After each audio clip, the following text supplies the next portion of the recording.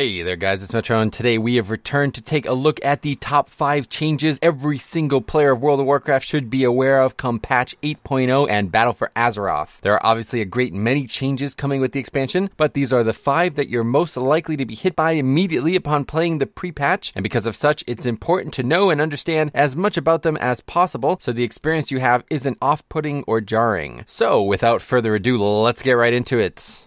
Number 5. No more player versus player servers in World of Warcraft. Instead, we have Warmode, which is an entirely new feature that essentially allows any player in the game to opt into or out of being on a PvP shard. If you choose to enter Warmode, you'll be free to attack and be attacked by anyone at any time, just like on an old PvP server. But to add greater incentive to this, additional perks are also present. The main thing of worth is a 10% experience bonus while leveling, and a similar bonus to max level equivalent gains like artifact power, war resources, and gold. You're also able to use your honor talents anywhere out in the world while war mode is relevant. This doesn't apply to instances or dungeons you might do with war mode on, but still has a dramatic effect on the power of your spec and overall fun customization for world play and leveling, especially while you're low level. There are also many other features like achievements, gear, war caches dropping out of the sky, and an assassin system where the more PvP kills you get with war mode on, the more powerful you become. But in return, you get marked on the map for the opposing faction to come find you and kill you. As an aside, it's important to also mention that the entire game was designed with PvP in mind this time around. For example, many dungeons and interesting locations in the world have both Alliance and Horde flight path and hubs directly next to each other. For example, the dungeon Shrine of the Storms entrance has a Horde flight path to the left and an Ally flight path to the right. They have even implemented a scaling system to allow lower level players to actually fight and survive against higher level players. Now in the beta it was tested where a level 20 per se could fight a level 120 and still have a chance at killing him, but this has since been removed and likely will only be applied for perhaps specific leveling brackets like maybe 58 to 80 or 110 to 120. All in all, this feature will heavily dominate how the game is played and hopefully offer a lot more incentive to actually fight each other out in the world.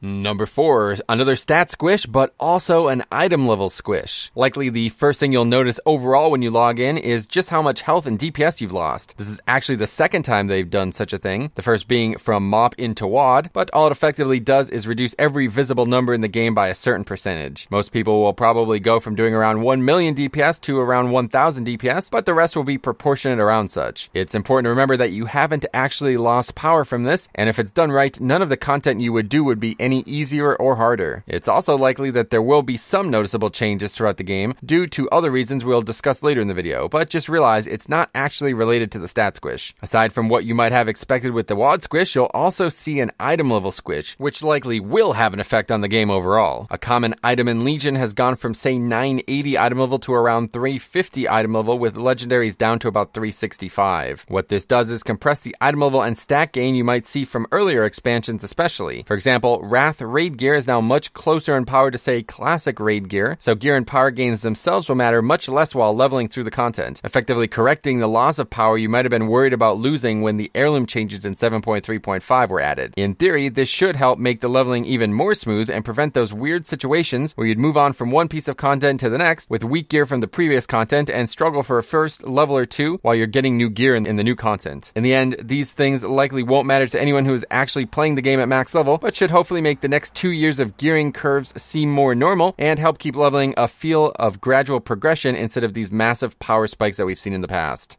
Number 3, many buffs and utilities have returned to the game. This time 2 years ago for Legion, I made a similar video talking about how all buffs and many utility spells have been removed from the game outright, and I'm happy to announce that they are returning in a very conservative way to 8.0. To summarize, 3 castable buffs have returned alongside 2 non-castable buffs, all 5 of which will likely become extremely important for maximizing your party's play in any competitive environment. Priests can cast a stamina buff, mages can cast an intellect buff, and warriors can cast an attack power buff. They each last 60 minutes and function like you might have expected them to in the old days, but seemingly can only be castable in your party or raid, so they can't be shared with other groups that might not contain the class containing them. On top of that, there's a 5% damage buff to all magic damage that demon hunters might bring, and a 5% buff to all physical damage that a monk might bring, but these need to be applied directly to the target by dealing damage and last a maximum of 1 minute that can be refreshed. Not all classes bring something like this anymore, unfortunately, but other abilities like Soothe have returned to druids, and pet-specific buffs to hunters. So if this is a topic that interests you in the past, I think you'll like what you see in BFA, and we could all hope that maybe they'll expand on the system in the future patches.